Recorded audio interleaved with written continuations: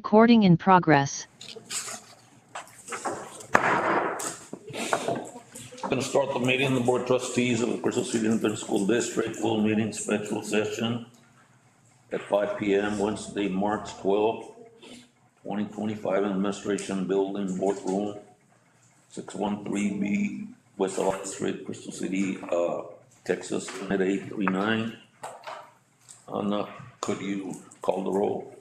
Mr. Reyes-Espinosa? Here. Mr. Sammy Houston is absent. It was already late. Mr. Victor Bonilla? Present. Mr. Gabriel Espinosa? Here. Mr. Cruz Mata, absent. Mr. Vince Martinez? Here. And Mrs. Peggy Young? Here. We have a quorum. Order of reflection.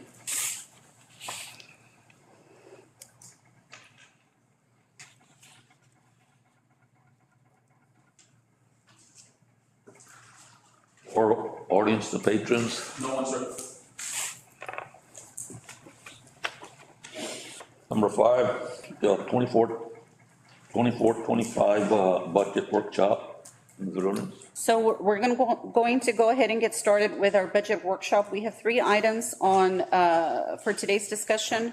Ms. Estrada is going to go over our cash flow analysis and over budget adopted to actuals. And Mr. Kim is going to address the board regarding the district's deficit. So at this point, Mirna, if you would like to go ahead and get us started with the cash flow analysis.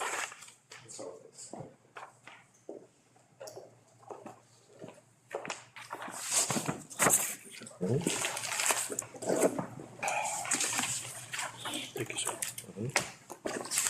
You said that's he's coming? Come, I'll be here. I'm a little late for it. Thank you. Thank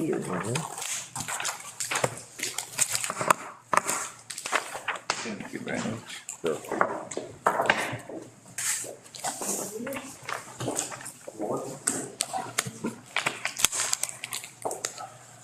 Good evening, Board of Trustees. Good evening, Mirna. Our agenda today, we're gonna discuss or go over our statement of cash flows. As you can see, can you make it bigger, please, or smaller, so you can see? Baker. Okay, just let me show you, let me give you an overview of what we're gonna be going a little bit bigger. Well, what you have on Yes. your paper is reflected on the sheet, Yes. so. Over here, we have the, by all funds, that way we can go, because we get lost, and these are the numbers by the rows. And we have the accounts here, descriptions, and the budget, the current budget, the amendment budget, all of these in black from September to February, those are actual amounts Whenever, we're gonna be looking at. in case we get lost, we're gonna talk That was about, really- we're gonna talk about A, say A, or we're gonna talk about D, say D, so that we can be looking at that category. And over here, we have projections, and these are all the blue ones. The blue ones is projections, and all of this is revenues, and on the bottom, we're gonna see the expenditures as we move on, so let's go over our revenues. Oh, just to, once again, just orient yourself into this sheet. So everything on top is your fund revenues, right? In terms of all the Yes. monies that you're coming into. And she's done a great job of showing you on column J, K, L, M, and O is projections going out. J, K, L, M. It's from March forward, Yeah. that's beyond it, so. Those are all projections at the very top there. Okay. But September, October, November, December, January, February, which is letters D through I, are your actual revenues that you've already received from property taxes on line two. Your delinquent tax collections, which is still coming in now and then, right? Your current P and I, your delinquent P and I. So those are some revenues that are coming in. You have some interest on investments that are coming in. line 8, going across, using your ruler if you want to, you see athletic related receipts that you see there. And the other thing that you want to look at is this. On the very first column, column C, that was what was adopted as a budget. So for example, the district adopted a budget of $50,000. What athletic receipts on it should be, or I think it was projection, but there's a potential of another $2,461 in athletic receipts. You guys see that? Going all the way across to column P. Transportation was budgeted $80,000. And if you go all the way across to column P, your projection looks like you're projected to spend $55,000. Everybody see that? Am I right on that? So that's good news. So those are all good news in terms of your revenue sources, because of what you're gonna get. And then in the bottom portion, starting in line 23, down to 131, is what the expenses are, what the district is spending in payroll costs, professional and contractor services, supplies and materials, M&O debt service, capital outlay, and so forth. So what your business manager will do is to kind of go over some of these details at this particular time. So that's, just want to make sure that you know, you can kind of see how you read it. I'm sure you're jumping around right now trying to figure things out on your own, but I'm gonna have her just kind of go through a couple of these items. Okay, on rows 2 to 5, those are gonna be the total tax revenues. Did you pass out these ones? Sure. So let me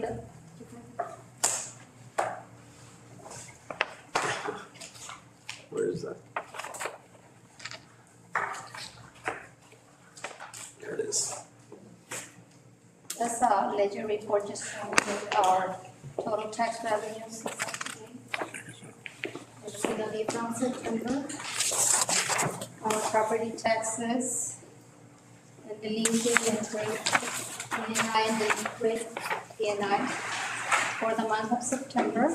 That's on column D. We received 33,678.18. And for the month of October, the activity that we receive a little bit more. We received 2.1. In November, column F, we received 2.1 also. In December, it went up to 1.4. In January, the activity for January, we got a little bit more, 2.3.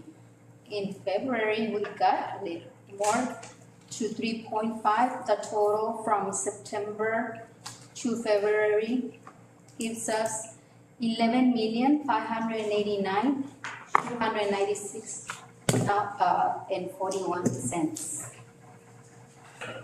And on the March in March we received one deposit this week, and it's for 30,152.46. That's why we have it in black. But so far we have received that amount in March. And for April, as you can see, it is kind of bluish color because those are beyond February up to August. We're estimating, that's an estimation. And we did some of the prior year trend on these numbers just to be a little bit conservative. So for that line item, we receive a little bit more on the taxes, 100.01%, a little bit more. And for the next local, the 5,700, which is number 7. We have the interest on our general fund. All of this is general fund. So the interest for the general fund up to September through February, we received 93,746, which is good. And also for the March and forward up to August is also a projection. For the rest of the 5700s, local revenue, athletics, which includes athletics, 5752, 5738, transportation, and we have other income coming to the general fund, which is royalties and donations. For that, from column, row 7, 8 through 10, September, column D, we received for that month 56,304.08. In October, we received 2.1. November, 2.1 also. In December, for those objects, we received 1.4. In January, we receive a little bit more, and it's 2.3. And in February, I'm sorry, this is February for the column. These 3.6 coming from the total taxes plus the other from column rows 8 through 11, that totals to the 3.6. The 3.5 plus the 4,282.18, that totals to 3.6, which is the total revenue for the 5700s for that column. And March and forward is also those projections. For the total for the 5700 local revenue, it comes up to 11,751,556.71. For that column, that's only for the local revenue. And now moving down to rows 12 through 15, that's gonna be our state, 58,000. It's gonna be our local revenue, which is the 5811, our ASF 5812, object 5812, FS, the foundation, the regular foundation. And then in this one, we included the 5831, which is our state TRS on behalf. On September,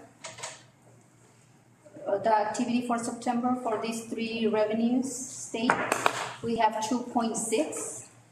For October's activity, 2.0. And November's activity, 150,284.34 cents. In December, 218,273.99 cents. In January, we have our TRS on behalf only, which is 83,840.57. February is still blue because this TRS has not been posted for the month of February, still pending.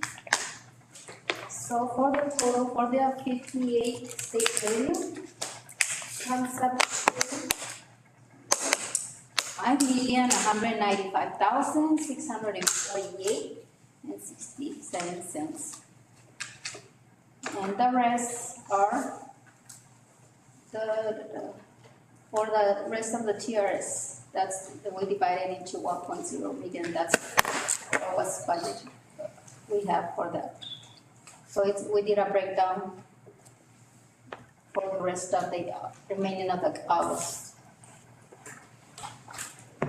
For the next 17 through 19, our federal 5900s, our budget for that column is 105,000. We have only received one deposit, which is in September, 1,404.15 cents. Which is coming from the MAC. It's a MAC deposit. We haven't received any other deposits besides that one in September. And I included also on this line item, the 1529, which is indirect cost. We had this coming from the prior year. We had that activity from the audit, so hopefully we get another deposit. That's why it's prior year trend, hopefully we'll receive the same amount. So that's why it's included in the month of August. 1,439, that's prior year trend.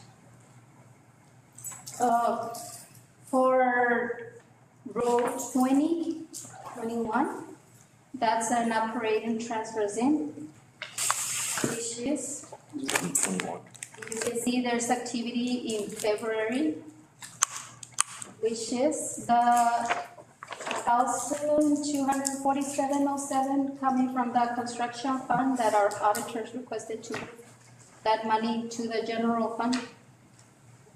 Plus, we have 2 deposits that we did from the payroll account to the general fund. This is coming from the TRS old, prior TRS is from 2021. That we had credits there, so we moved that money back to the general fund, which is for November, 25,057.75. That's for November, and we had another credit for the TRS credit, 15,346.38. So we moved back that money as a transfers into the general fund from payroll. So this is all the total in row 22 for general fund. Our budget, revised budget for that revenues is 17,833,957. That's the budget for the revenue. Yes, our numbers does not show 17 million, it shows 18 million. Some of the numbers as well. The revised budget of the Okay. column C. I was in column P, okay. Yeah, that's the actual revised budget. On September, the total for September's revenues, 2.7. That's column D. And E in October, we received 4.2. That's including all the 5,000 accounts, objects. Then for November, 2.2. December, 1.6. January, 2.4. And February, we received 3.7. The other ones are projections. Hopefully we receive that amount. The beyond February, we're estimating, like I said. So hoping we receive those amounts. This is according to prior year, but it's a conservative data that I presented here. Now moving on to the expenditures. Let's stop right there for a minute. Okay. So, any questions on the general fund revenues, the top portion from line 2 down to 22? So what the sheet is projecting is a revenue of $18.8 million. It's all said and done by the end of the year. So ideally, if you think about it from a big picture sense, that's the number that you want to be thinking about next year's budget. Or you may want to think about it more conservative, adopting a budget less than that. Because your enrollment might decline. Or there might be some changes to the rules, or delinquent taxes could be more, or whatever the case might be. So after a while, you kind of know that, hey, that's all the money we got to work with. And if you go above that, that's where you have deficits.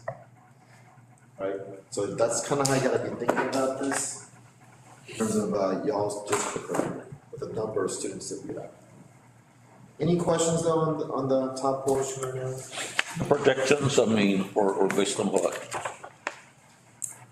Excuse me? The projections we have like in March, April, or they're based on what? On past years or? Yes, we did on prior year. Yes. bulk of So- your dollars, Ms. Restler, due comes in from your tax receipts. And as you can see, that's what everybody gets your tax bills. We all get them, wherever county we live in, and then we pay, and and so forth, so your January, February is typically your biggest, dollars of revenue. And then you get some trickle in, some other dollars here and there. Your, line 12 and 13, those are your TA funds that comes from the state. They usually give you that up front. You can see that. Now, oftentimes there's an issue. They'll give it to you, but then if you have the wrong data in, they'll settle up in the following year. They'll give you less. So, and that's all because you put wrong numbers in the data, what's known as the PEMS data. So sometimes that happens. So then that's called a settle up. And the way TA or the state of Texas settle things up with the school district is to not to say, hey, give us some money back. They take it. They just won't give you the amount that for the following year that you thought you got. They'll give you less. Does that make sense? Yeah. That's how they do it. It's called a settle up process, That's what's happening this year. Right? from my understanding. And that can all be projected, right, based off of our numbers or Yeah. ADA, and we can project for, they're gonna take away this much or not give this much. I mean, your numbers, your enrollment is 1654, 35. 1635. So if you want to be conservative, and when you budget with taxpayers' dollars, you want to be conservative. You want to be even conservative than conservative. You want to say, hey, we may lose some students. If that's been the trend, and y'all may know better than I do, you should, that hey, some families are moving out for jobs, for different things. So you're not gonna get the amount of dollars. Remember, the money travels to kids. So if you have less kids next year, let's say 1635 to 1600, that's a big number for you in terms of that. That you may not get. Like right now, I know, Ms. Verona's already submitted the projection for the next. For the next 2 years, yes. So it was conservative, right? as far Yes. Ms. Estrada did it with Mr. Solomon. 1435, I believe, right? 1435? It's almost 200 decrease. In refined 88, in refined 88, Stated text. correct. Not just enrollment. The state of Texas pays you on the ADA rather than on your physical enrollment. That's why having kids in school is very important. Yes. The other main revenue that's coming in is also from the interest. Our interest at Lone Star, it's the yield is 4.4964% compared to the That's one where- that's, yeah, so that's why in February we got 28,000 on that. We're getting a little bit of interest on there. That's interest and payments. Interest Well, and payments, yes. but let's stick with the ADA for a minute. This is where I'm gonna say, we really need to work with your campus principals, and really, Ms. Briones really needs to work with them to make sure. I mean, let's just be honest, and I think I'm here to just kind of give you the direct comments.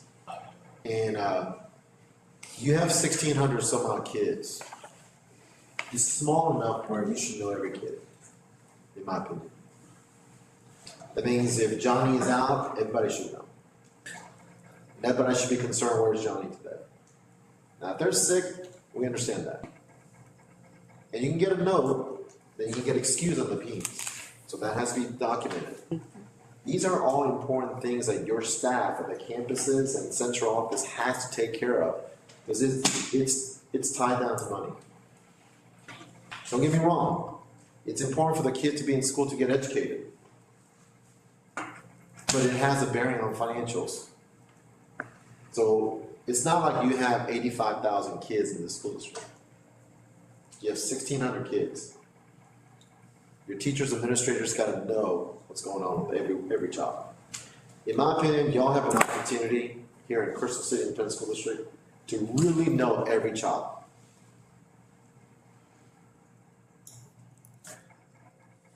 So the attendance really matters. That's a big driver in terms of your revenue. Because the interest on investments, sure, but it's $28,000. Is it important? Sure, every dollar counts. But your biggest driver is your attendance and the number of kids.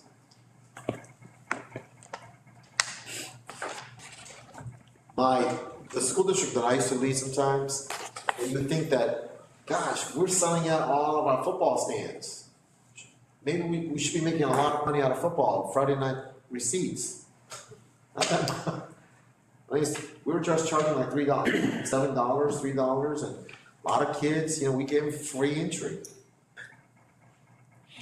So that's not a big driver of your money. I know there might be somebody listening in tonight saying, well, they need to go in and where's all that money from the football, games going? It's not that much. Does it help? Sure, but it's really not that much. I had a constituent mention we should sell alcohol Alcohol? in our sports games. Well, I was like, I don't know. I don't know, that's another whole trouble. Okay, so any other thoughts about this numbers on the top portion? If not, I think we're gonna spend a little bit of time on the Yeah, expenses. expenses are Sure, you mean to pass out something? those. This one? Okay. Mr. Kim is gonna be passing out our object codes and description on those. In case you have questions. The 61s. It gives us an information of what is on those items. And just to let you know, the entire state of Texas use these codes. So a lot of finance people in Texas, they just say 6100, 6200. And sometimes finance people don't do a great job of teaching board members what that means. And I've been in this business 30 some odd years, and I have to be constantly reminded, what is 6100? And you can see that she's done a great job of showing you in this what 6100 is. Payroll. 6200, it says professional and contractor services. That used to confuse board members that I used to work with. They thought that we're hiring all these consultants out there. But that's just a label. Professional and contractor services are things like utilities. More details on those accounts, if you wanna go over them. Well, let's give each of the board members some time to look through these few pages there. The first page, we have expense objects, the 61s. Series is all about payroll cost. The 62 is gonna be professional and contracted services. 63, supplies and materials. 64 is other operating expenses. 65 is gonna be the debt service. 66, capital outlay, which includes land, buildings, and equipment. So out of all the 61s, 62, 63s, what percentage spend on the 61, the payroll? What do we get? We're gonna get to that in a minute. You're gonna see that on the bottom of this spreadsheet that's been laid out for you, but I think for this purposes, we just want every board member to have the same understanding Of what it is? about what these are. So any questions? Okay. Okay, it's, when she refers to these numbers, now you have like a dictionary. What that is. All right. Start on our expenses. On line 23, you can see we have expenses percent change in monthly payrolls. We're gonna go first on column C, we have our budget for that payroll, which is 15,964,844. That was what was adopted. That was what was adopted for the budget for the Is that, 61. these are the numbers that were adopted at the meeting about a month and a half ago, right? 2 months ago? I think you adopted that number from my We understanding. have, so you can go. So you adopted this number in September. I mean, no, This is the amendment, The amendment that we the made. amendment. Yes. yes. I don't know yet. Copies. Oh, thank you. No, we should balance part of that. See. I don't think I was here for that part. No, Yeah. it was in January or very early February, I think. Amendment. Give me a note.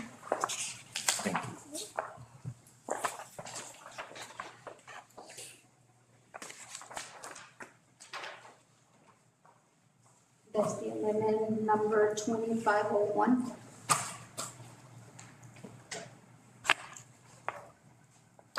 It matches with policy.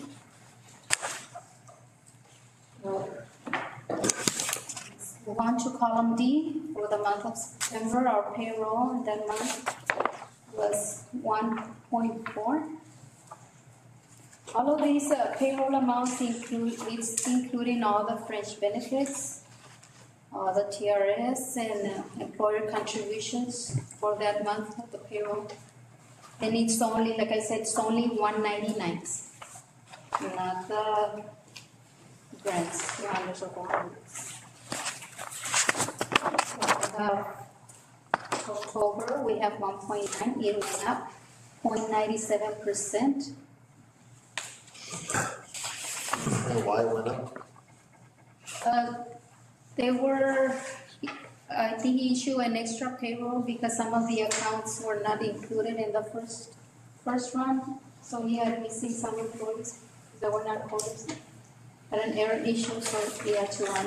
Those were left out, so he had to run another payroll. In November, we have 1.4, it went down to 4.22%. Why did it go down 4.2? Our total payroll for that month was 1.6. For the general fund, was 1.4. We had some special payroll adjustments. So for the month of December, it went up to 1.6, which is 14.81%. And this is because of the, I believe, the reduction in force, plus the stipends that were paid on that month.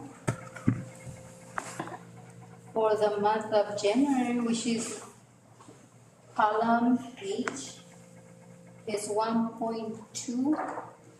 It went down. That's where we made, yeah, cuts in December. Yes, so the Payroll. difference here,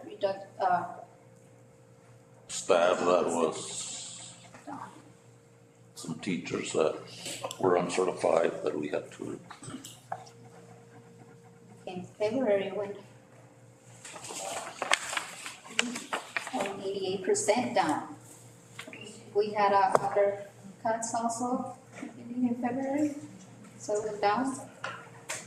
And for the month of March, we're still running that payroll, so we have a estimate of 1.2. We'll see for that month. It's only a projection. In April, we have the same amount, 1.2. And as you can see, for the month of May, we have 1.3. And this is because for the month of May, we're gonna pay the stipends, so I included the stipends there. For June, it's going back to the regular 1.2. That's also a conservative amount. And for the month of July, we have 1.4, which is, went up to 24.13%. And this is because it's the summer, for July, we're gonna be paying the summer school. In August, it's coming down back to the regular 1.2 estimate, conservative amount. But, So any, what? yeah, I just wanna stop right there and just point out something for y'all. This is payroll, which is bulk of your school district. Most school districts run about 85% of their budget is their payroll. 87% is an average. Y'all's total projected right now is gonna be about $16.3 million in the far right-hand column in P. You guys see that? If you compare that to your total revenue of $18.8 million, if you did the math on that, you're well above 87% on payroll costs. Does that make sense? Now, here's the thing. If you only stop there and pay nothing else, you have about $2 million or so, 2.3, let's just say, something of that nature being between your revenue and payroll. But you haven't paid for anything else, utilities, I mean, you're talking about everything.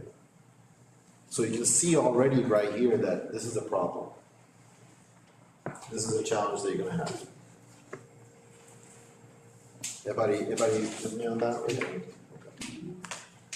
Now, I'll come back to this later on, but in the month of July, I'll talk to your superintendent about that summer school that ticks up to 1.489. We had to do something about restructuring our summer schools so it doesn't cost you $289,000 when you can't really afford that much. So there might be some room there to maybe make some adjustments, figure out a different way to address kids' needs for their credit recovery, and try to save that $200,000 there. And if I were you as a board member, you need to push on that. Wherever you can, you need to save on that. That's more than interest payments getting from investments. I mean, a little bit counts, everything's gonna count. So, I would really look at that one right there at this particular point. This is where you need to scrutinize the situation right here. This is payroll costs across, which is your bulk of your, majority of your costs in any school. Sorry, Mr. Kim, but doesn't the summer school, the payments come from a different source? They come from different accounts, but some of it comes from local. So what we're trying to do right now is we're trying to push as much of it into federal programs. So we do have opportunity to restructure summer school. Make sure you don't forget to bring that back, to make sure that number is adjusted down the road. This is just projected numbers. So hopefully you will see hopefully that, you can moderate that to bring it down to about 1.2. So right now it's $289,000 more than the prior month of June or August. Okay, we're gonna go to line 25 across, which is professional and contractor services. 62,000. For that, line item, we have. Where are you, 24? Hi, sir. Line 25, Line 25. 6,200, these are professional and contractor services. That actual budget for that one is 3,943,621.69. For the month of September, we have only, these are all expenditures, 830.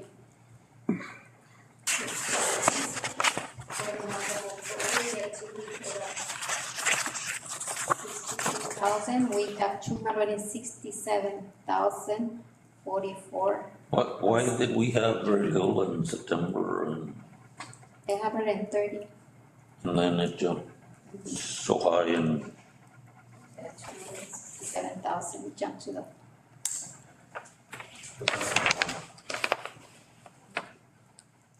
Why? We have several expenditures on beginning of school year? the beginning of the school year.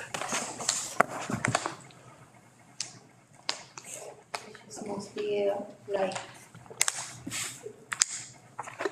contracted services, we have electricity, automobiles, utilities.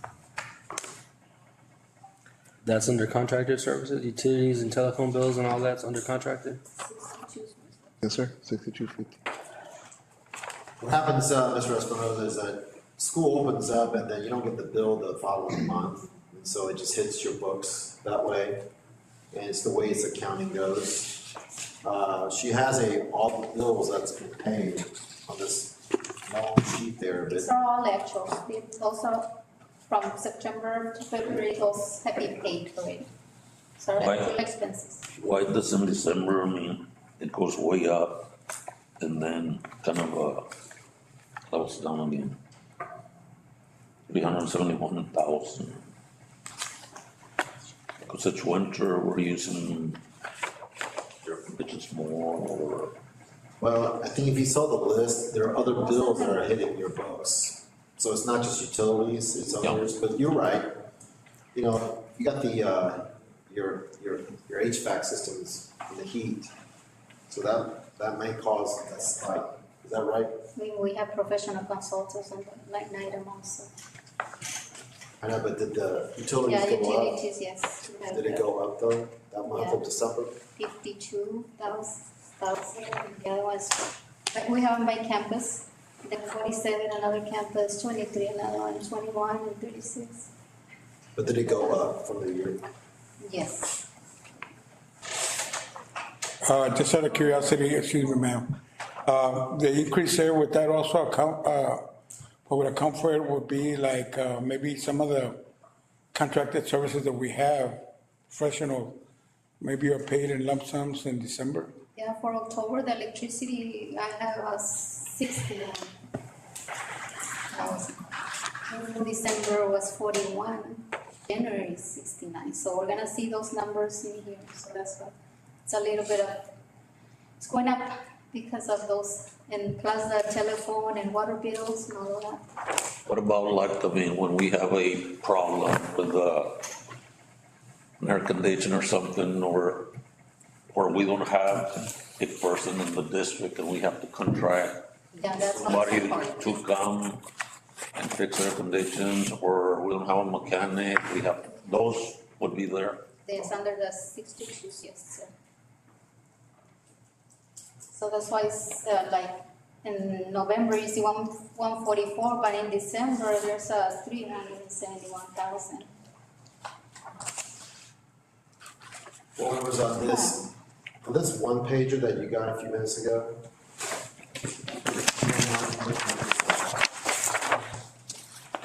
And go down to, where it says district operations, line 51.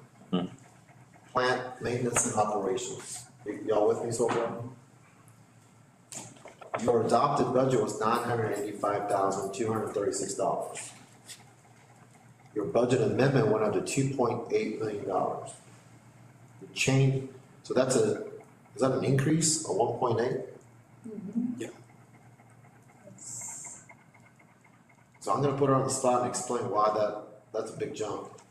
Because, you know, and I tell you, a lot of districts probably spend a little bit more on your operational costs like this, like utilities, or to your point, Mr. Espinoza, of hiring contractors to come in, work on AC units, and you have to do that in order to heat. How about So this? if you don't have anybody inside, you're gonna have to do it, so I get it. But that's a big jump.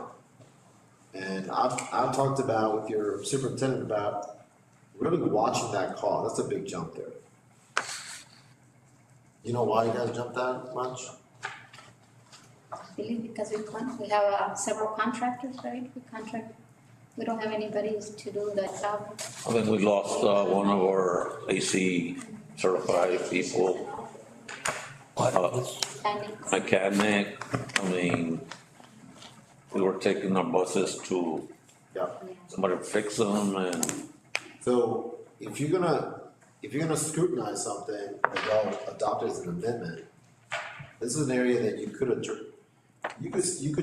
instead of raising it that much, you could spend some money on actually hiring somebody internal and be a little cheaper. Is my point. we advertised, but Yeah. I mean, Now, I understand, it's hard to find people.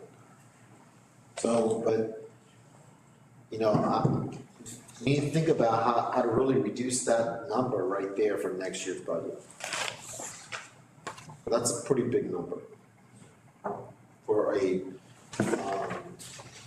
and I doubt the public here may not give you a thumbs up on a maintenance school bond to use bond monies to keep up with upgrading your maintenance plants, to make it more efficient.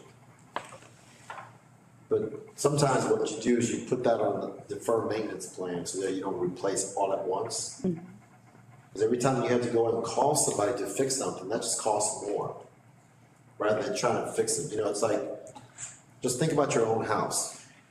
You got an old AC unit that you're constantly calling the AC guy to fix it, versus just spending the money, replacing it one time and fixing it finally, and now I have to call that person. So this is the way if you're gonna try to figure out where you're gonna reduce some costs and save the district some money, you gotta look at that situation there. I'm not saying that we're gonna solve this tonight. But as a board, you need to be aware of that so that you can ask some questions and really push and figure out, we gotta do something about that area. All right. So the maintenance and operations, we have the buses, we use diesel and death and oil, that.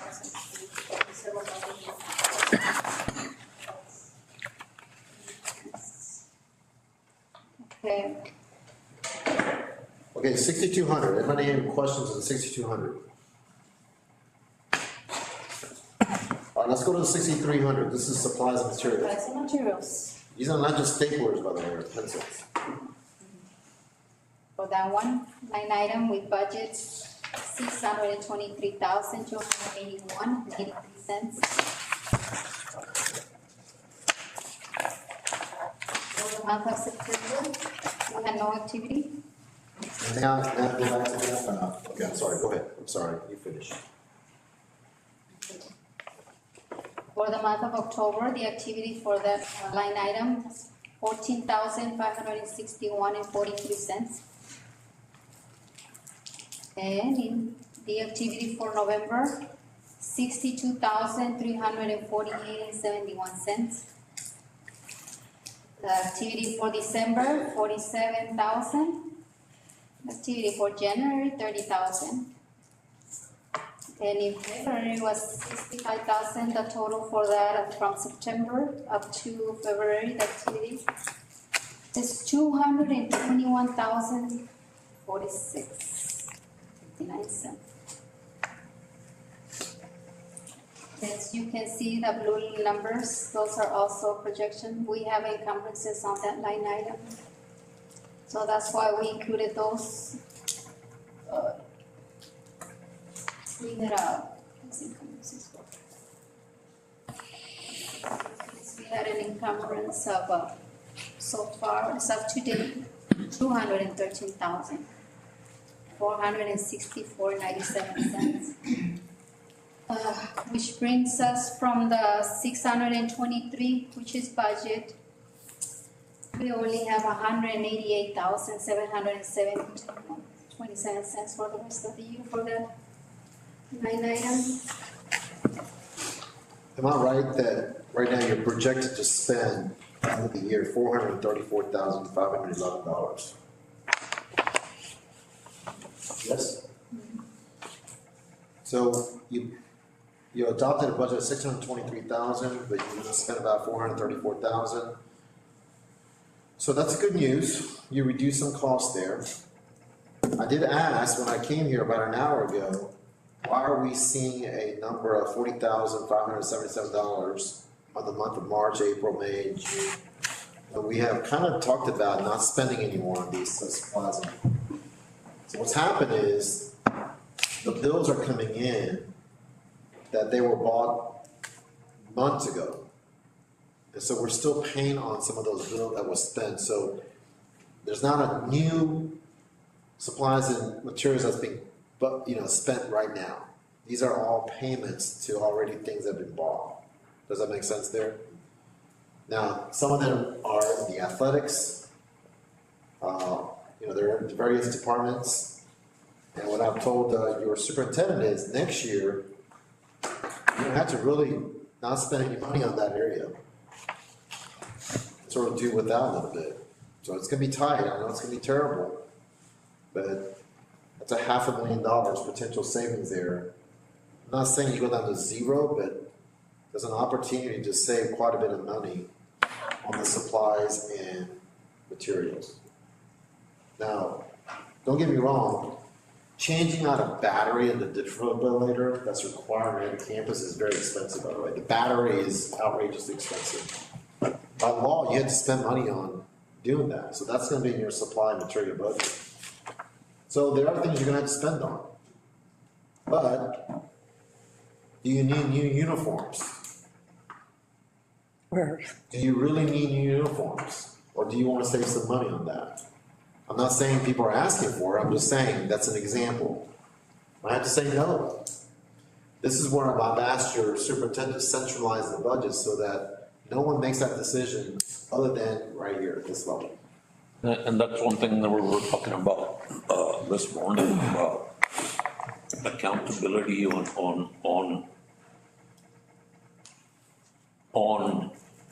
things that we spend that we need documentation or they turned in or whatever. I mean, for example, like when we purchase things for the band, the uniforms, they'll probably last 8 years. Sometimes, when we do it for the athletic program or something, they don't turn in the uniforms or whatever, and then we have to buy brand new. So we're gonna have to tell the AD that he's gonna have to be accountable that those uniforms that they worry about, but they all come back, and if they're not back, it's gonna come out of his salary. Well, like by law, like by regulation, like football helmet has to be recertified. Yeah, that has to 3 years or whatever, so But- there's a cost to those things. So you gotta have to do that, you have to pay that, so I get that. But you have to really ask yourself, your budget has to be controlled by the central office, not by people. They don't have they don't know what the amount is, they're just spending and spending. You're just giving them a credit card without any limit. And you can't do that. So, I think a strong inventory program would help. absolutely. Absolutely. Be accountable for Be accountable what for you that. get and make That's sure right, that. and keep up with it. If you had a little surplus budget, which we're nowhere near talking about, then I would suggest in the future years, set aside some money for eventual band uniform replacements every 5 years. That's what I did. We put money aside, and we call it an assigned fund balance. And every year we put a little bit in, so 3 years, 4 years later, we use that to replace the band uniform. Does that make sense there? So it doesn't just hit your books all at once. So you can start planning better. You're not there to do that. You're not in the surface budgeting process, right? You're in a deficit budgeting process, but you need to be aware of where your money is going out to. That's what you're showing right here. It's, yeah.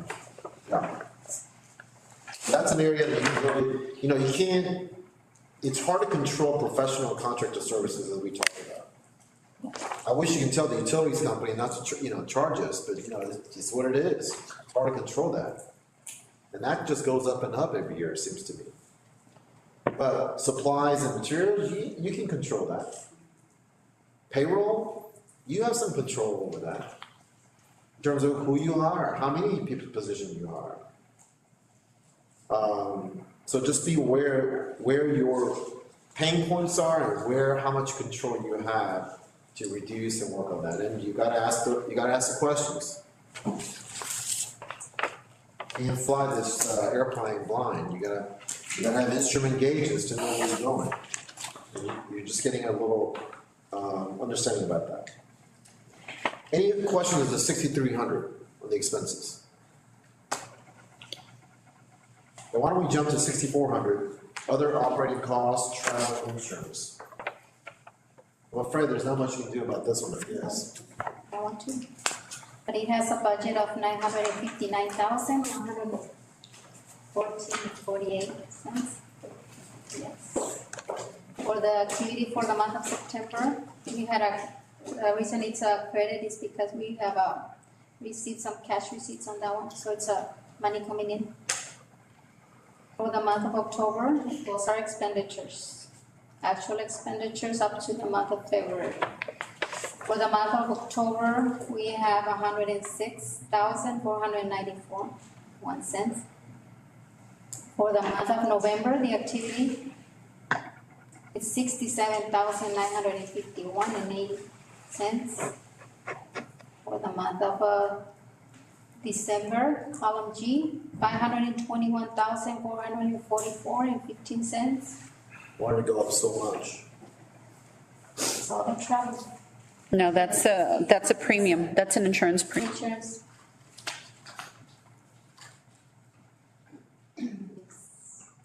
So most of your dollars in here are. Property insurance. Property insurance, yes. And by law, you're required to insure your buildings, so you can't do much about that. And it goes up and up every year. I forecast increase in that property insurance next year. So how much of is the 67,951 in the month of November? Column F. Is that travel? All of it is travel, just about? It says all travel. That Is it all was that one travel? that has activities. Must be. Lodging. We pay for other annual insurances. Entry fees. We should really look at how much of that is travel. Also entry fees and Entry lodging fees. is included there. Now, this is this issue of travel. And you know what probably travel it is in the month of November. That's your football teams and volleyball teams and so forth. And marching band. And by the way, marching band has more buses than football team, so I don't want people to bash on football, but anyway. So, I mean, you know, you have pride in this area, right? You have pride in your school sports teams. And you gotta go play, somewhere to play. So you can't do nothing about that, but you may have to make a decision. As hard as this may sound, but I'm gonna say it. You know, but you may have to decide that we may have to cut some athletic programs to reduce travel costs. You can control that. Or you may not have a team. I mean, I understand that you wanna go and provide every student an opportunity, and I would too. But you're facing some issues here, right? Or we can control, I mean, how far they go, like, instead of going to San Antonio, we can play here in the area. Mr. Espinoza, you're exactly right. One of my coaches, I love him to death, but, he was always invited to play in Odessa and different places, and, you know, we used to have to get charter buses for those. And I told him, listen, we can't travel that far, because, you know, we just can't afford that much. And if So we gotta and if you find don't send, solutions. and if you don't send the band, then you got the band people up. Everybody gets upset. You can play La Prior or Edgerton or what and stuff. But here's the thing. You're gonna you got elected to be on the seat to make some tough decisions. And you have a fiduciary responsibility to the taxpayers, and you have a responsibility to deliver a quality educational program. Well, I'd rather make payroll every month than Well, worry about sending band and football. once again, I just want to be very thoughtful to say, we're not having this workshop to have debate and discussion about this particular issue. I'm just wanting to give you a thought that as you think about next year's budget, this is where y'all need to think about. There are school districts in the state of Texas that have canceled football programs and different things, baseball programs, because one, they can't field enough kids in them, and they don't have enough money to have all the sports in the world. You gotta understand, the school district that I led, we had lacrosse, swimming, but we were able to make sure we could afford that. And if we didn't, we just didn't, try not to do it. You have to make a decision. There's no law in the education code that says you must provide football in the state of Texas. It's an unwritten law. I agree with you. Well, But when you you get further over here, I don't know where even the money comes from. Well, like I said, I think It's not there. there are districts right now that I'm working with, the boards are asking this question. What is our utilization? Meaning, how many kids are being part of that program? And if there's not a lot of kids involved in it, then you may have to decide to cut that. This is a discussion you gotta need to have. And in my opinion, your taxpayers want you to have that discussion. Because you gotta get this thing right. You gotta make some tough decisions. I mean, and, you know, eliminating let's just say the football team is not gonna solve your problem. That's the sad part of it. A lot of people think that. I will tell you there's probably someone watching this, constituent out there who thinks that if you just get rid of football, you won't have any more problems with finances. That is not true either. So this is a balancing act of all of this stuff. Okay. So that's line 27 there. I've talked to your superintendent about the outer projections starting in April, May, June, and July. I'm not really sure why you would need to have cost figures of $17,000 or so in summer months, but especially if it's travel.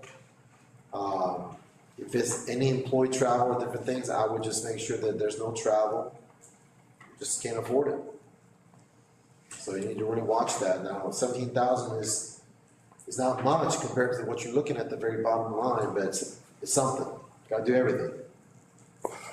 Gotta watch all your pennies. Okay, we're gonna jump down to then 6,500. That's your question, sir. Trustees are required to get training, so many hours or credits per year.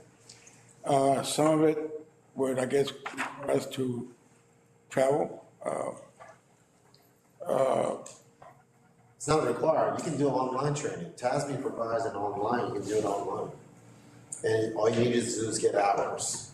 Now, is there a benefit to going to summer SLI in San Antonio? And there's one in Fort Worth, that's every year, to get your hours? Yeah, I'm sure there's a benefit to hearing other people, but you have to weigh that against what your situation is. So that's a decision you have to make as a board. I had a couple board members who never went to it because you could do your training online. You'll watch it and so forth. San Antonio was close by, so we never got hotel rooms, but they went in and drove back that afternoon.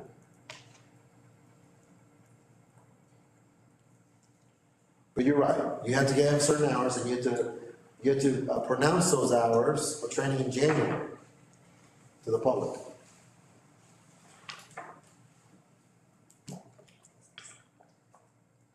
Item 65 already there? Yep. Line 28? It's on line 28, that's 65, and that line item, we only have, for the month of August, we have 85,336. 75 wishes, time warrant. This is the schedule that we owe. It is on the time warrant. Yes, only the time warrant, because that's money's coming out from the general fund. Which one is this, miss? The time warrant, that's line item 28.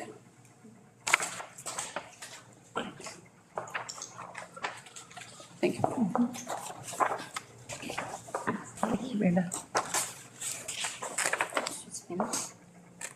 A time warrant, just to let you know, generally speaking, is a loan that you took out, and a warrant is something less than $1 million.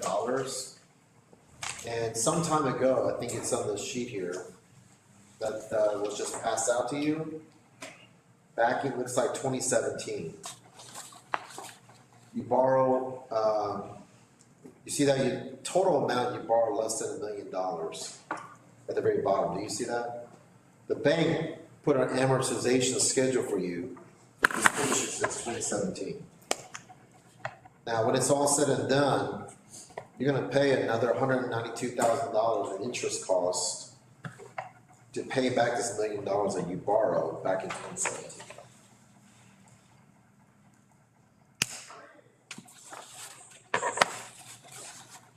This 85,000, did you see, column O? It's coming from the next year's payment. This is gonna be the next year's payment, which is, somewhere, payment for the month for the year of 2026. So that one needs to be included, because it's a payment for the next year. It's always good and bad. I don't know why, I don't know exactly remember this money was borrowed, let's just say. But interest rate, you know, you can see that, good or bad. You know, but you're paying this for a long period of time. So you gotta ask yourself, you wanna be very thoughtful about the fact that you can't do nothing about this one. This is gonna be an expense on your chart every year. So, The principal alone is 75,000 plus the interest. right. So your last payment is gonna be looks like it's gonna be 2031.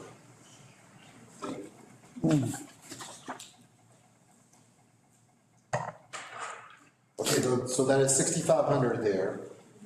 Let's go to 6,600, capital outlay. That's line 29.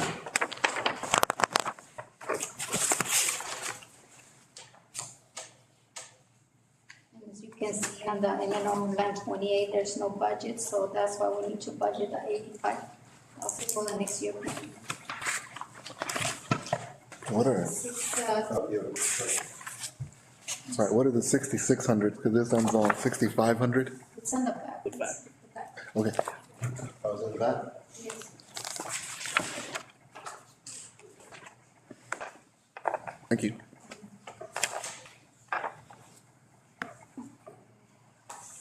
This is capital outlay, which includes land, buildings, and equipment. For the line item, the budget is 475,001. For the month of September and October, no activity. But in November, we have 39,694. And for the month of December, 172,086. What was spent on 172,000? We have expenditures for access control gates, best ball integration. Security stuff. Best ball integration, access gate controls. Safety, right, safety expenditures. Do we have the actual numbers for those particular expenditures? I know we're talking about automated, gate opening, things like that. For the last project was 274. The board approved. So we should get them done within this budget year? Yes, I believe we have the last invoices that have already come in. And that would be the last phase? Yes. For security fencing? It should be complete. So that's something that we can, look forward to in our next budget year? Correct. That we're not gonna have? Not to have that cost, yes, sir. Because I'm assuming that also there might have been some of the expenses under contracted services and professional services, what we had to hire Yes, professionals to give us estimates, opinions, et cetera, et cetera.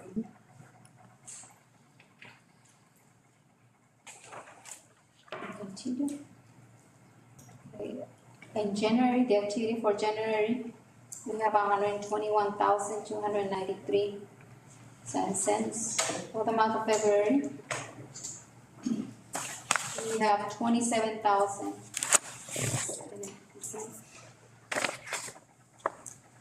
If we have any encumbrance on that line item.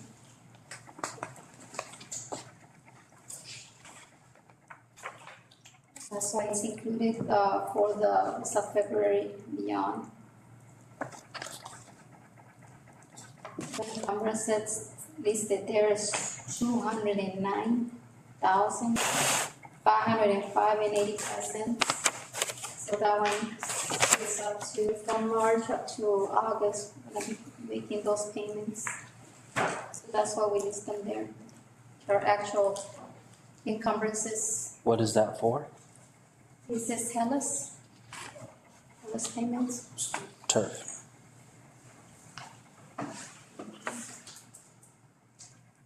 Some of it is fastball integration also. Those encumbrances are pending. How much do we have left to pay Hellas? After the payment, 200,000. But it's encumbered already. So it's It's already in here. already in? Yes. Those are the encumbrances, the 200s. Any questions on capital outlay? Like Mr. Bonilla said, just wanna make sure that, that we said was true. I mean, if you don't have any more of these things to spend on next year, you should have zeros across the board on this. So I wouldn't try to go ahead and create new projects. Well, I mean, those projects. Yeah, you're correct on that point. Those projects, I mean, were kind of something we have to do. I mean, I know, I mean, you've been saying about maybe not having football or our track field, was stopped by UIL because of safety reasons. Our football field, I mean, they came and they look at it, or parts of, have to be correct. Could have chosen not to do it, but it's, but once we're done with the football field, once we're done with those are monies that we don't have to just go spend some now, but something that we can start putting in our fund balance or even the fins and. Well, I think I just want to just echo Mr. Bonilla's comment. You're just gonna be really careful about, you just don't have the money to spend on some of these projects, so. You know, at the end of the day, you have to make sure that kids graduate with the number of hours needed to get a diploma. That's it. So, everything else is extra.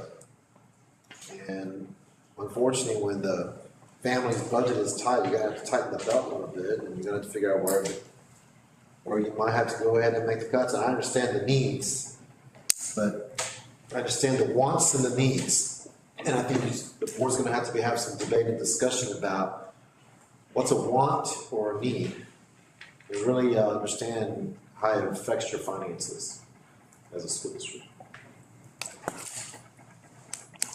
Okay, the last one is line 30, which is 8,900. So this is gonna be an interesting conversation here. Interesting. Transfers out. We have, or there's no budget on that line item. Oh, we have activity.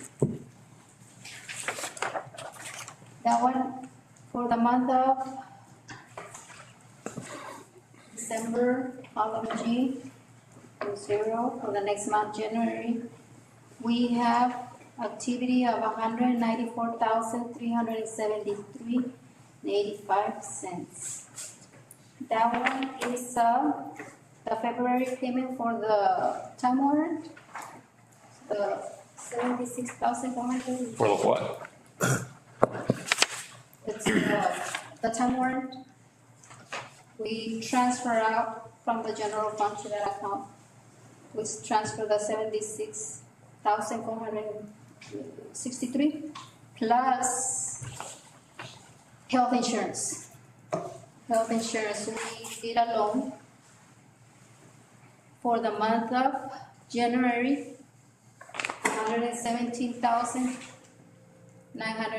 $117,920.85. So that, the 76 plus the insurance comes up to 194.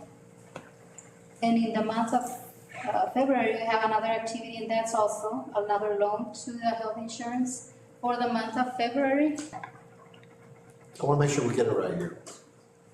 It's not a loan from a bank, you're talking about a transfer Loan out. from general. Yeah, so it's not a loan. Yeah, I gotta be really clear about these words. So it's not a loan from an outside entity. Basically, a transfer out is that you're moving from your general fund to make up a shortfall in another fund. In this case, it's healthcare costs. But we posted as a loan, no, it's a transfer out. Right. But is it just transfer out? That's what I was thinking, transfer out from your general fund to make over the healthcare fund. So at some point, we're probably gonna have a separate discussion about the healthcare costs and the district contribution. So when you have to prop up your healthcare from your general fund, that means that potentially, you may not have enough money built in from the healthcare contribution that the employees make and what the district puts in to be solvent. Okay, see if I got this straight here. In our budget, we make projections on how to cover our part of the health costs. Am I correct so far?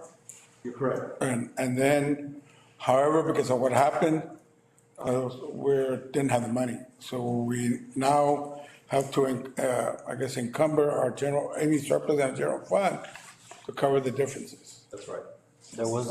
But there wasn't anything budgeted for that number, right, last year? It's gotta be, because when we commit ourselves to providing Okay. to pay some of the healthcare costs, we have to budget for it in the Voted budget. on that. Was it budgeted in There's this? no budget. There's no budget item for that number. And the health insurance, no. And the adjusted one or the original one?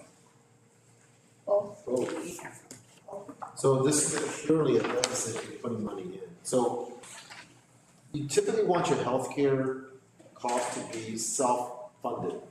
But that's the whole point. But unfortunately, a lot of it, unfortunately, doesn't happen that way. Now, you can, somebody's gotta really monitor that to make sure it doesn't go above that, but if it does, and obviously it has, and you've got bills to pay as a result of that. And so you're moving this as a general fund towards that. So that is a cost figure that you can really watch and try to control that a little bit. I would just really ask us to have a discussion when the budget adoption comes over about healthcare costs and what our district contribution is. We're trying to have that discussion sooner than later on that. I'm kind of curious, just going back one more question. Did you say that the Time Warner was part of that 194? Yes, that's, Yes. yes, the Well, you have it 76 plus. 85,000 here. Yes, it's the, for that month, that was the activity for that month, the 76 plus, But why do you have it 85,000 then on August though, from Time Warner? that's for the full month, the January and August payments. There's two payments? There's 2 payments, January and August.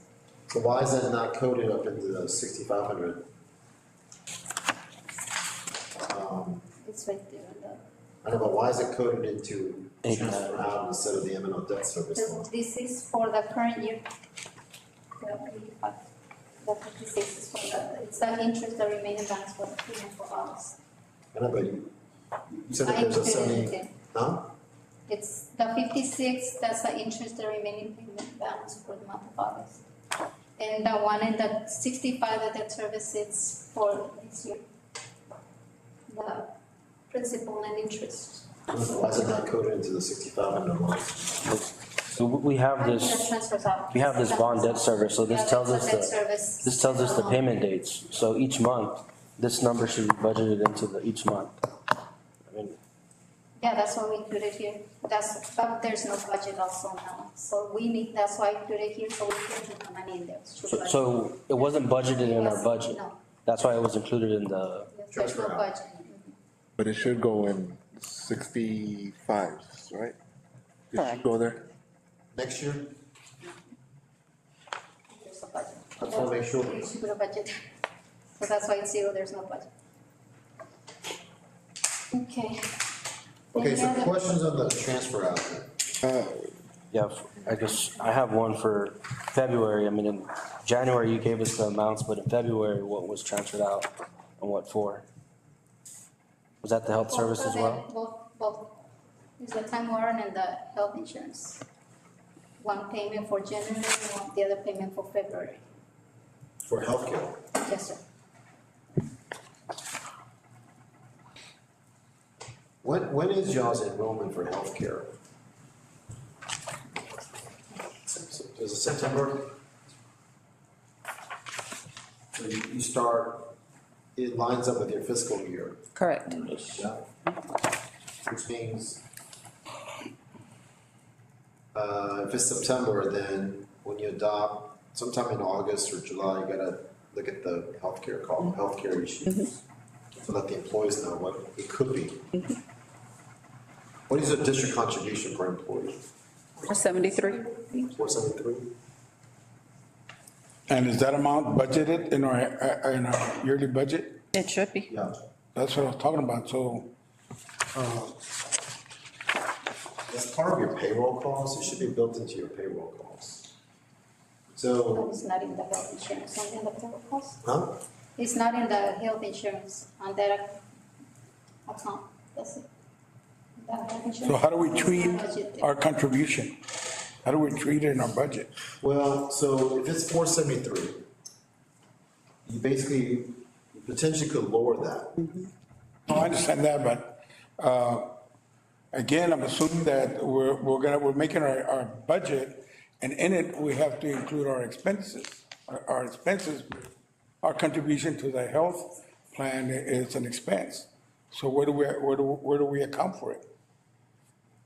Well, you don't want to have an expense, but this is why it's in the transfer out, because you can't predict how much you're gonna go ahead and expense on that, because you don't know what the claims are gonna be potentially. In any given year, you could have a catastrophic health concern about an employee. No, I'm just talking about the premium part. Well, you have to adopt that prior to your fiscal year in September, before your enrollment.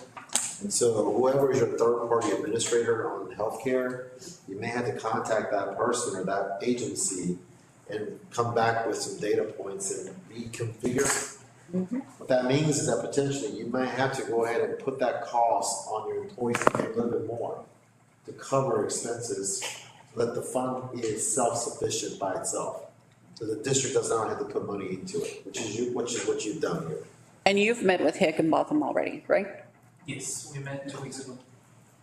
And they're pretty much telling us that that's what we're doing.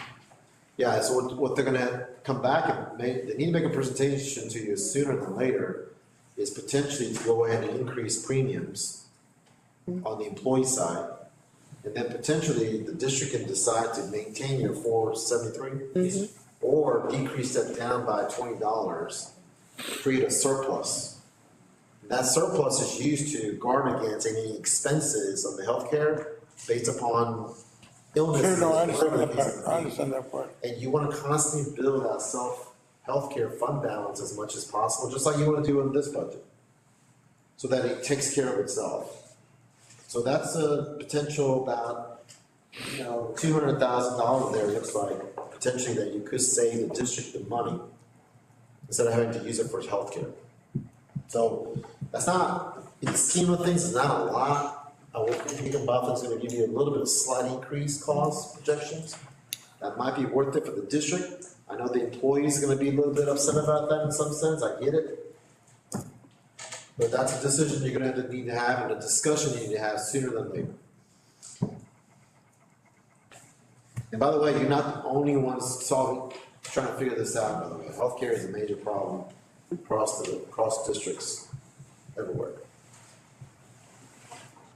Okay. So then we come down to the bottom line, which is your line 31 across. This is what you're spending on, total general fund expenses.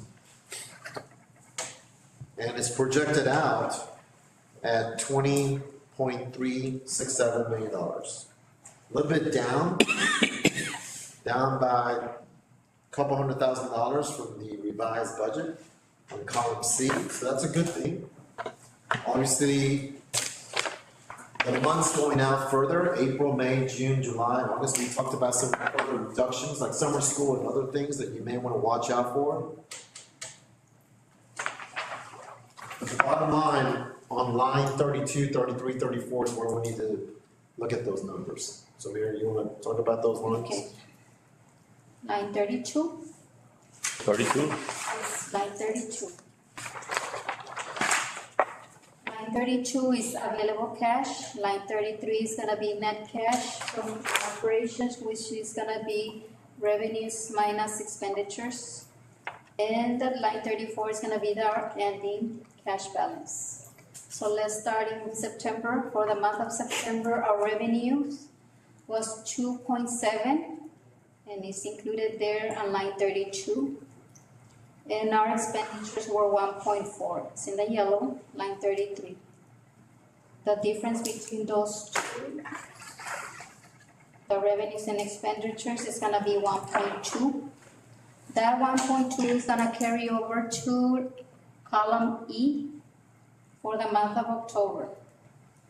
So the 1.2 carries over on line 32. In the yellow line, we have revenues minus expenditures of 4.2 minus the 1.8 gives us 2.2. The total for those two is 3.5.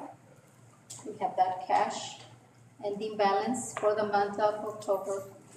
That 3.5 carries over for the month of November. It's right there, line 32. Going down to line 33, our revenues and expenditures at 2.2 minus the 1.7 gives us 523,878.20. That's a little bit more cash. Our ending cash balance is 4.0 for the month of November. Carry the 4.0 to the month of December, which is column G.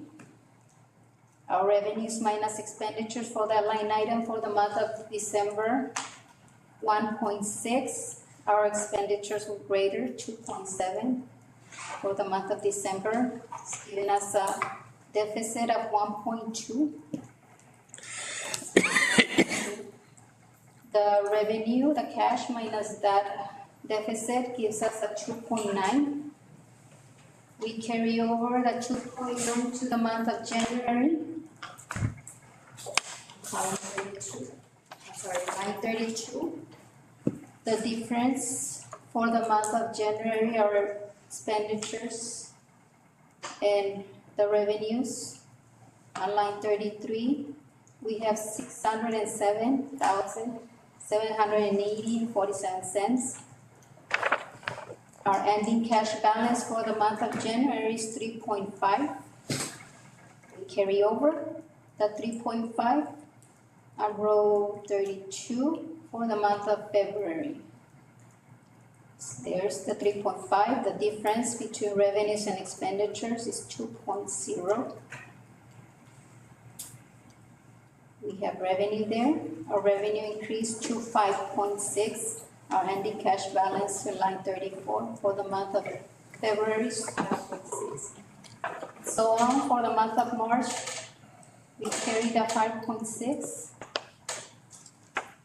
And our difference now in our projections for the month of March, we have revenue projected 147,657. We have expenditures of 1.3. Now it's just getting our deficits there, starting in the month of March to 1.2 going down. That brings us down to 4.3, our ending cash balance on row 34. We carry over for the month of April, the 4.3, another deficit. Revenues minus expenditures, 1.2. Our cash now is 3.0. We carry over the 3.0 our revenue is going down, our expenditures are still the same, 1.5. Our cash revenues is 120,157 cents. And our expenditures for that month, it's 1.5. Now our cash 3.0 brings us down to 1.6. 1.6 we carried over for the month of June. And we have another deficit of 5.2 between our revenues and expenditures, going down to 362,485.31 cents, and so on. For the month of July, we carry that over, the 362,000. And we have another deficit, revenues and expenditures, to 1.5. The difference between those two gives us now a deficit of 1.2. The deficit of 1.2 is carried over for our final month for the year. It's 1.2. And we have another deficit in our revenues and expenditures, as well as in our cash available. So that brings us down to 1.4. Now, our revenue has exceeded the 18,000 that we have projected. Conservative data, 18,871,369.98. That's our cash, our revenues, minus our expenditures, 20,367,503.37. That brings us down to our cash operations to a deficit of 1,496,133.39. These are our balances, some projections. We're managing our expenditures and revenues as much as we can, so we'll try to make a healthy statement. There's good news and bad news. Which one you want first? I'll start with good news first. The good news is that the district has done some work, and you've done some work to reduce some of this, what was a bigger problem that months back, I guess in December and so forth, it was a higher number. So you've done some work to reduce that down quite a bit. The bad news is that you still got a deficit of $1.496 million that you're projecting here. With everything else, the expenses are going to be coming in. Now, we talked about earlier about maybe the summer school is $289,000 that you can save out of that. So it could be $1.2 million. You could reduce some travel costs. That could be a couple $1,000 here and there. So it could potentially be down to $1.2 million when it's all said and done. The bad news is that you have to make payroll work for the month of July and August. And as a result of that, you may have to borrow a short-term loan in order to cover those costs. Because, hope is not a strategy. You can't hope about that somehow or another things are going to be okay. Now, borrowing money is something that your financial advisor will work with you. The problem about borrowing money is that you gotta get that decision and that process rolling months ahead. It's not an easy process. Well, we need to do it now before inflation goes up. I'm not really sure how that's gonna affect the interest rate, we'll see. But, and whether or not a bank's gonna lend you money, I'm not really sure if they can predict that, recommend that, or whatever the case might be. They're gonna wanna see whether or not you're actually, your financial advisor will, provide opinions on this, but, they're gonna wanna see whether or not you have actually capabilities of paying the money back. So basically, when we started meeting with them, it was a higher deficit that we were looking, I think it was in November, when we were looking at about. I understand. And that was one of the things that they wanted for us to do. can we make cuts to make sure that we were able to pay, whatever loan, we were gonna get to not have the deficit? I don't know, I don't know, have you made contact with them or? We've submitted the cash flow model to them. I've had preliminary conversations with Matt. We've yet to schedule an actual meeting So you to go were in over it. communication Yes. with them? Now this 1.4, I mean, deficit, it doesn't include, I mean, are we supposed to have 2 months worth of payroll in our, available, or how many days of cash flow are we supposed to? You've already broken that, policy, you have zero. So going into taking a loan, would we have to take the loan to cover that? You're basically covering your payroll Well, costs. to cover payroll plus Your- being able your to, Bills, you're basically your accounts payable or your bills. but that loan, we wouldn't have to take out a loan to cover the 2 months worth of payroll that we're required to have, or? Well, no, we don't. It doesn't hold the fund balance typically, you have no fund balance in this. We have to build it up. With the cuts that we made, in December, when we decided to, lay off some, paraprofessionals, custodians and all that, plus some uncertified teachers. Well, that was half a year only. Next year, I mean, we're looking at some more cuts. So next year, we're gonna be getting not only half a year of savings on the cuts, but it's gonna be a whole year, because the cuts that we made in December, I mean, it's not like they're coming back to work with us. I understand that. So that Yeah. can start Yeah. rolling Yeah. the thing on the fund balance. I'll tell you that my job always, as a superintendent job, is to always bear the bad news. Worst case scenario. And this is not the worst case scenario. I'm gonna show you the worst case scenario in a minute. But I just want you to be very aware that, you might not have a bank entertaining you to give you the money. If you don't, then that's a big problem. So you're gonna need to have a discussion about that. There are school districts who are borrowing some money, but it's not an easy thing. No bank's just gonna give you money. They're gonna need to look at your ledgers to see whether or not you're gonna have to be paid back. If you can't pay it back, they're not gonna give you the money. This is where you're gonna need to talk about it, and you're gonna need to talk about that sooner than later, with your financial advisor. That's the ones that are needed to work those things for you. There will be an interest payments on that. And so, that's something to consider, which means you gotta make further cuts to cover the interest payments. That's all I'm saying, because the interest rates are not that low. They used to be lower a year ago.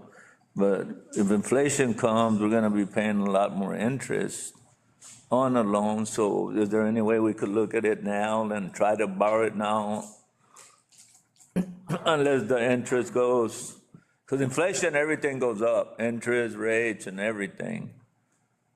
And the federal government, well, you know how it is. One day they'll say something, one day they'll say something else. So I know the loans were at about 1%, 2%, 2 or 3 years ago. Now they're about 6%.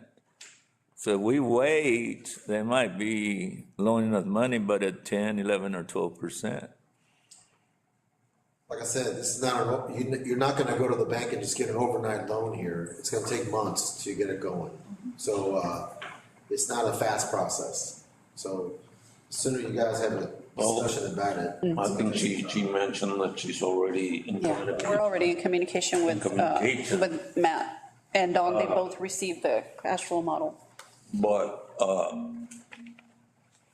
we have been, talking about more cuts for next year. I mean, we still have about 10 teachers that are not fully certified. I know, but that's not helping you on this one right here. Well, no, but like you're saying, they're gonna be looking at what else, I mean, we can do.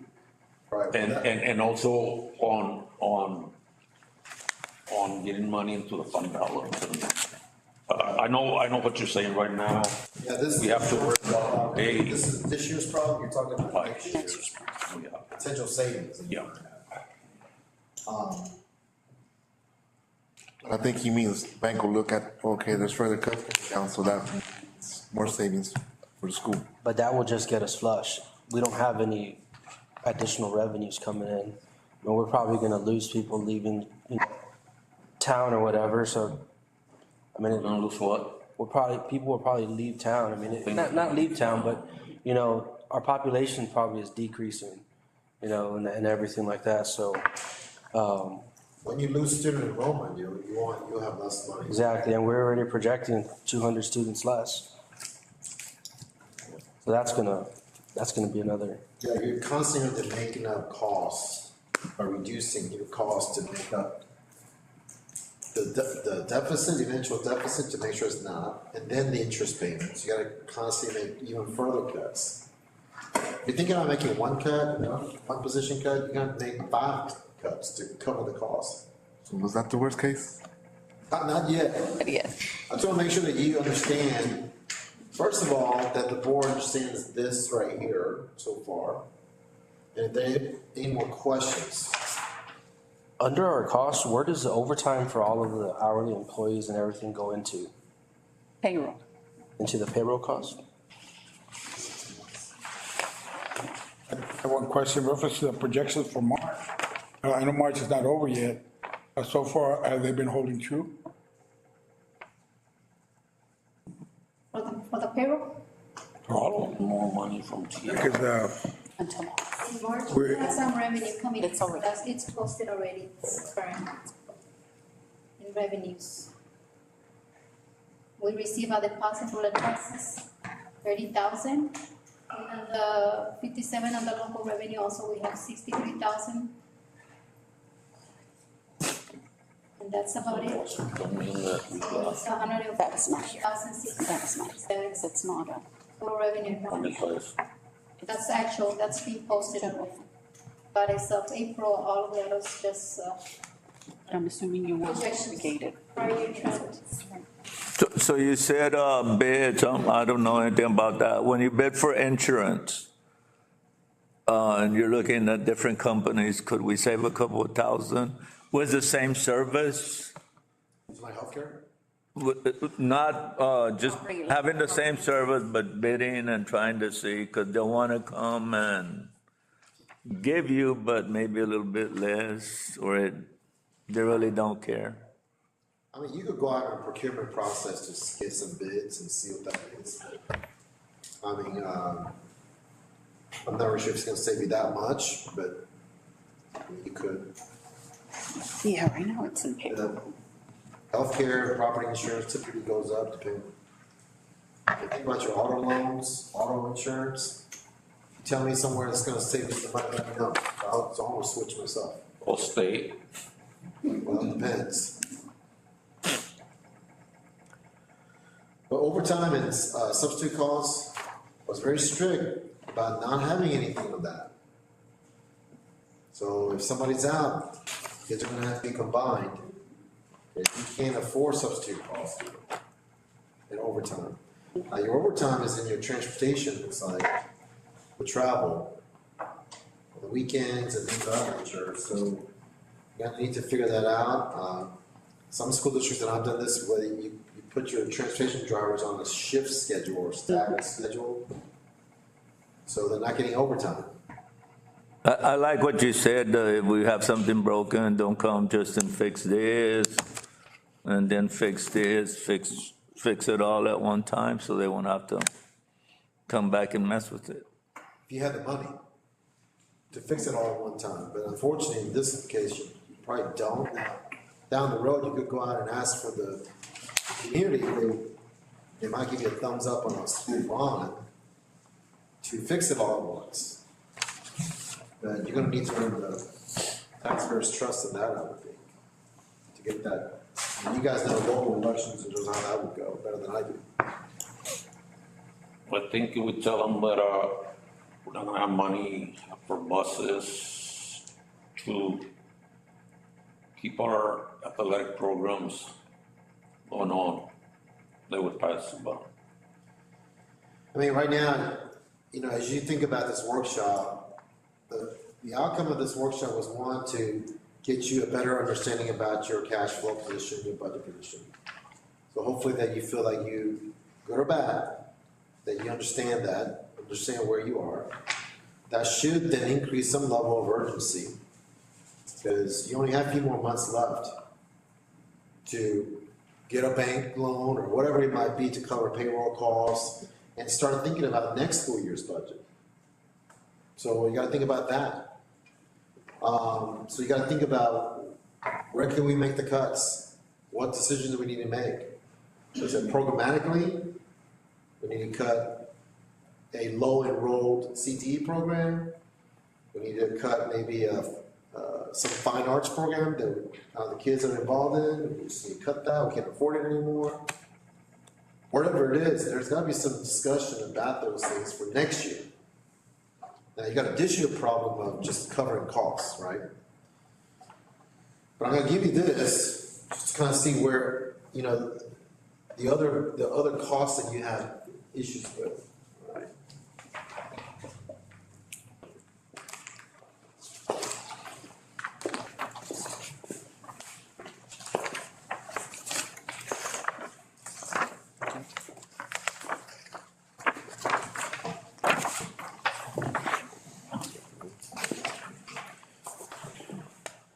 This is your current deficit position as a school district.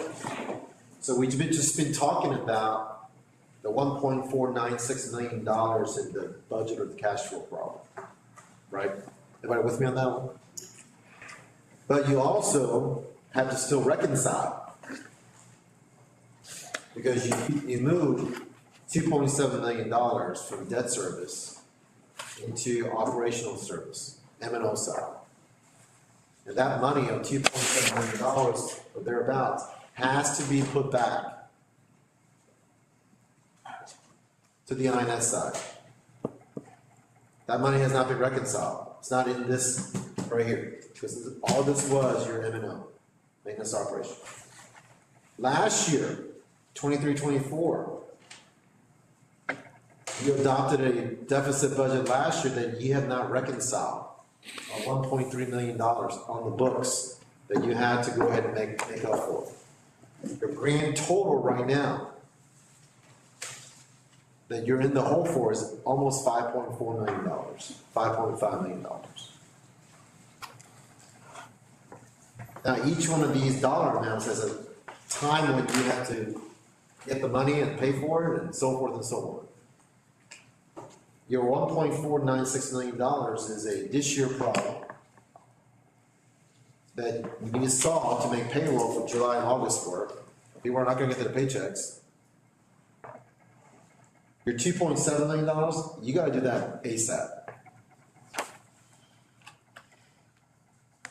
That has additional consequences that we need to talk about at some other point. But that's a big issue. And your 1.3, you're carrying that on your books from last year. Does that make sense there? Because last year you adopted a deficit budget as well too in 23-24 school year. So that's on your, that's not budgeted, but you gotta reconcile that. Now, and you're thinking about adopting a deficit budget next year. There's more money you're gonna need to add on to this if you don't take care of this right away.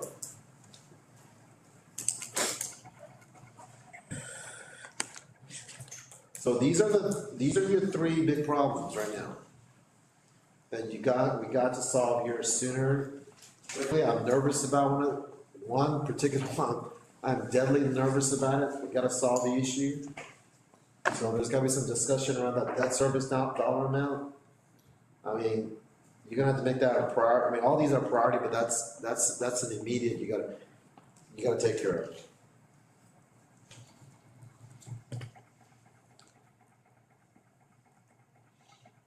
And look, on that, the whole total has to be paid, can be paid. No, first of all, it should never have been borrowed. I know. It's not, yeah, so, but you gotta put that dollar back.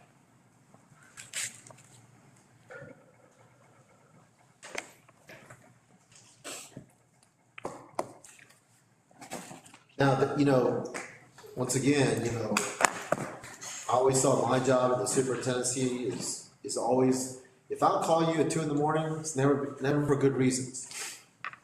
But you better pick up the phone. And I'm making that 2 a.m. phone call right now to you. You know, you're gonna run out of time here. How do we borrow money when we owe that 2.7 million? I think that's gonna be something we have to have a discussion with your financial advisor here sooner than later on this, all these issues.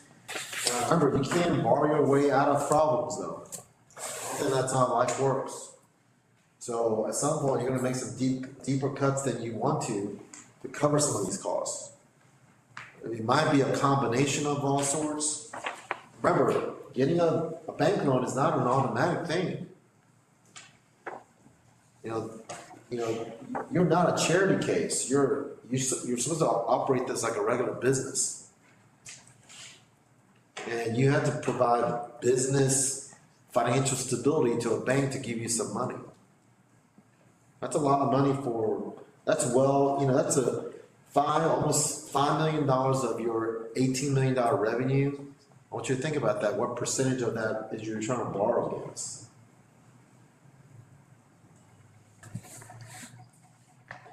So we're gonna have to really do some work on that.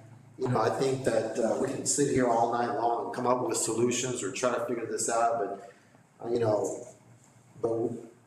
think the cash flow, what I've asked your superintendent to do is really watch that cost right now to reduce it down just a tad bit, if possible. Maybe 1.2. If there is substitute cost, well, I'm gonna be really upset. But, we can't increase that any more than what it is. So, your debt service, it happened. And we have to put that money back to make sure that is whole. Your carryover is something you can't turn the clock back, that's last year. And you gotta reconcile that issue, or else you're gonna basically kick that can down to next year. So, if I were to prioritize this right here, I would say that debt service is number one priority. If I was in your seat, I would lose sleep over that number. Cash flow would be my second one, and probably that carryover would be my third one. And from my understanding, you have some one-time monies coming in. You're gonna have to probably, in my opinion, use that for your, that debt service as quickly as possible. But you're gonna need more to make up for that. How much money will be coming in, you know? Not sure. 1.2, 1.2 million. We already got that, right? it's already in, yes. As long as there's no restrictions on that, I will check with the attorneys on that, but if that's the case, you may wanna put that. I believe there was. There's still gonna be 1.5, that you still need to go ahead and, think about, but. There's the time warrants, is that somewhere in here? No, time warrants are not in this three things, they're just baked into your. Budget. Yes. And what she's gonna do from now on is budget that, so it's reflected on the right, Oh, right. 6,500.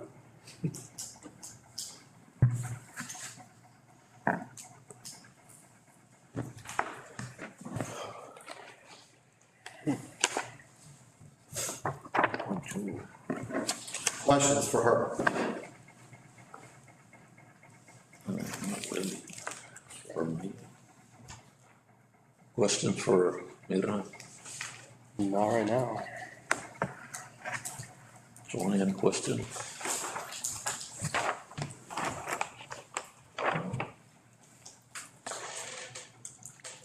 So y'all have spring break coming up next week.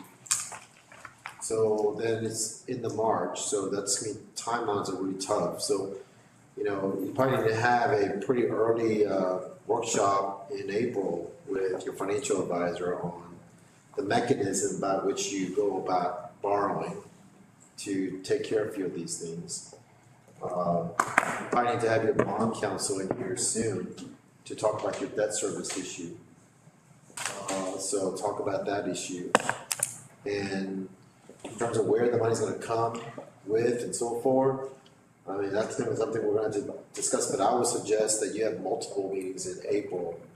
You can't wait on this until May. You're gonna have to be probably each week, once a week at least, if nothing else, in April.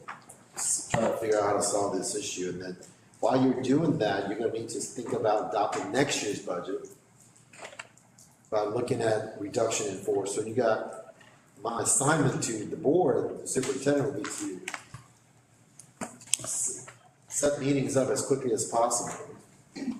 That y'all schedule will work.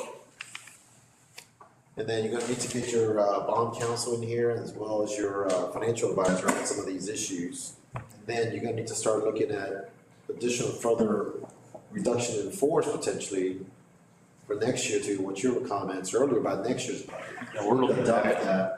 Yeah, you need to adopt that in, by July, right? 'Cause no, August. August, but we're gonna do it probably before.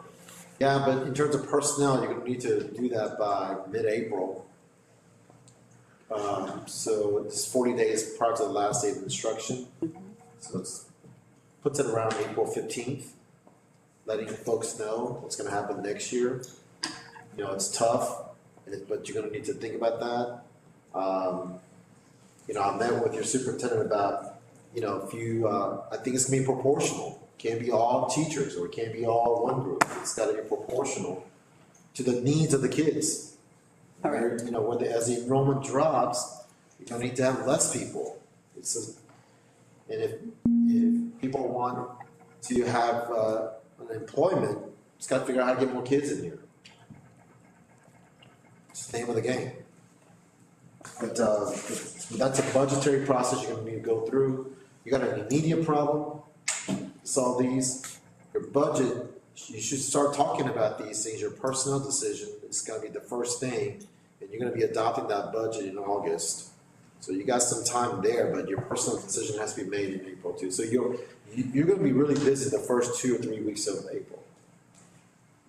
So if you're not meeting together in the first couple of weeks of all the time, then you're off track.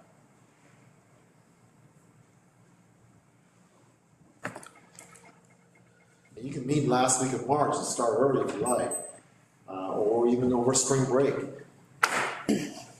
So, you know, y'all need to get together and figure out your availability and dates and move if you wanna move fast, you might wanna meet next week. So you're gonna have to commit to that. We're meeting with Matt and Dawn this week, and then we can schedule.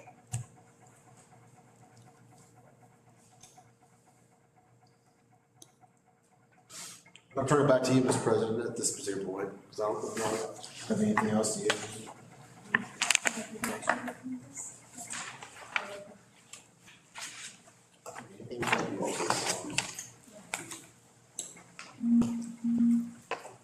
Well, I mean, you already gave us the information that we need to work on, and for us, I mean, understood, and the urgency of, what we have to do. What do we have to do? To complete and to start. Jonas, outside of controlling substitutes and overtime, what's being done to, I mean, control our costs? So we've already reduced, and we did this in advance, we reduced our local budget by pretty much 50% in terms of 62s, 63s, and 64. So the numbers that you're seeing there have already been reduced by 50%. So what we need to do for the rest of the year is to go cut them probably another 25, 30%. But they've already been reduced. We're also tracking overtime. We're tracking substitute pay. We're making sure principals are working with us. Nobody is foreign to this situation. Everybody is contributing to what we know our work is.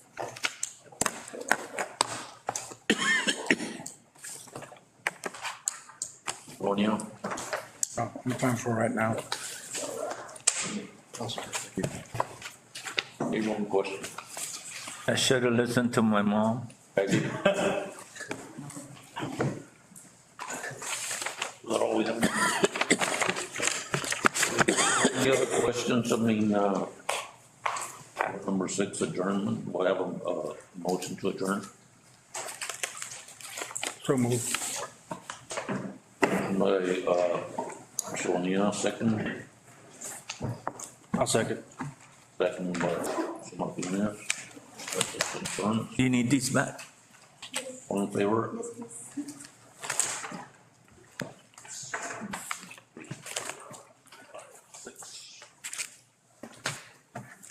Six all. Time is 7 o'clock.